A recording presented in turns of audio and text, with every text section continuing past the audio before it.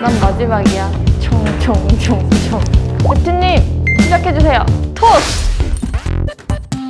안녕 친구들. 마지막 대망의 10회 두둥. 오늘 마지막을 장식할 주제는 바로 카카오 모먼트의 Q&A야. 그동안 전반적으로 조금 알려준 것 같은데 그래도 모르는 게 태반이긴 하지. 그래서 내가 여태껏 모먼트 캠페인을 운영하면서 가장 많이 질문을 받은 베스트 5를 가지고 왔어. 첫 번째는 바로 카카오 모먼트 세팅을 했는데 광고 노출이 안 돼요. 정상적으로 나는 세팅을 했는데도 불구하고 노출이 안 돼서 뭐가 문제지 고민을 했던 적이 많을 텐데 그럴 때는 지금 말하는 체크리스트를 한번 점검해보는 게 좋을 것 같아. 내 캐시 잔액은 충분한지, 카드 연동은 제대로 되었는지 확인을 해주는 게 제일 중요하고 캠페인 일정을 바르게 설정해 놨는지도 한번 체크가 필요할 것 같아. 모든 세팅단에 문제가 없는데도 노출이 안 된다고? 그렇다면 가장 먼저 타겟팅 모수를 한번 점검해봐. 만약 내가 지나치게 좁은 모수를 가지고 세팅을 했다면 노출이 원활하지 않을 수 있기 때문에 최소 200만 이상의 모수를 가지고 타겟팅을 활용하는 것을 권장을 하고 있어. 추가적으로 확인해야 될 부분은 바로 입찰가인데 내가 평균 대비 너무 낮은 입찰가로 설정을 했을 경우에는 노출 기회를 아예 상실할 수도 있어. 그렇기 때문에 초반에는 조금 공격적으로 운영을 하다가 최적화를 하면서 단가를 낮춰가는 것을 권장을 하고 있어. 만약에 내가 적정 입찰가가 어느 정도인지 모르겠어. 그럴 때는 자동 입찰 방식을 한번 활용해보는 것도 좋을 것 같아.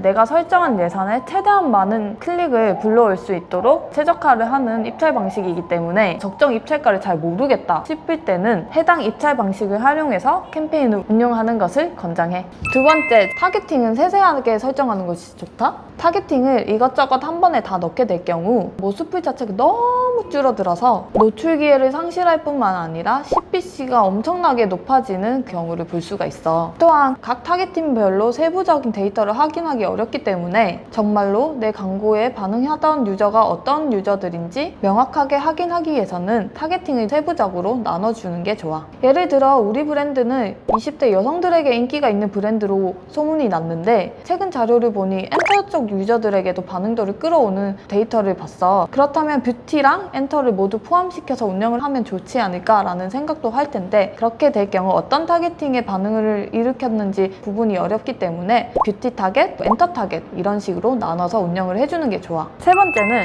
카카오 모먼트 타 매체 랜딩도 가능한가요? 예를 들어서 내가 유튜브 자체에 최초 공개라는 영상을 홍보를 하고 싶을 경우에는 유튜브뿐만 아니라 다른 매체에서도 이용을 하고 싶겠지. 이럴 경우에 유튜브 랜딩도 타 매체 랜딩도 모두 가능하다는 점을 알고 있으면 좋을 것 같아. 다만 여기서 주의해야 할 점이 내가 랜딩으로 떨어지는 랜딩 페이지에 내 소재와 전혀 연관성 없는 내용이 들어가 있을 경우 검수가 어렵기 때문에 반드시 문안 자체는 내가 랜딩으로 하고자 하는 그 내용과 동일한 내용을 꼭 포함시키는 게 좋아. 네 번째는 카카오 모먼트 검수는 영업시간 이후에는 불가능하다? 작년 같은 경우에는 사람이 직접 소재 검수를 하기 때문에 영업시간 내에 검수를 올려야 빠르게 진행이 될 수가 있었는데 상반기에 시스템 검수가 도입이 돼서 이제는 24시간 검수가 가능해. 영업일 기준 이틀 정도가 소요가 된다고 하는데 내가 운영해봤을 때 소재단에 문제가 없거나 심의 이슈가 없을 경우에는 하루 내에 검수가 나는 편이야. 또한 소재 가이드가 매우 까다로워서 꼭 라이브를 해야 되는 일정이 있다면 3일 전에는 먼저 선 검수를 받고 혹시 이 소재에는 이슈가 없는지 잘 챙겼으면 좋겠어. 특히 검수 제출 이후에 비승인이 되거나 재검수가 필요한 경우가 있는데 재심사 요청 버튼을 누를 수도 있고 혹은 소재의 구성 변경 없이 재심사 이의 제기가 필요하다 할 경우에는 카카오 고객센터 심사 신청에서 따로 신청을 할 수가 있어. 해당 링크는 내가 댓글창에 달아놓도록 할 테니까 잘 참고해서 운영을 하면 될 것 같아. 다섯 번째,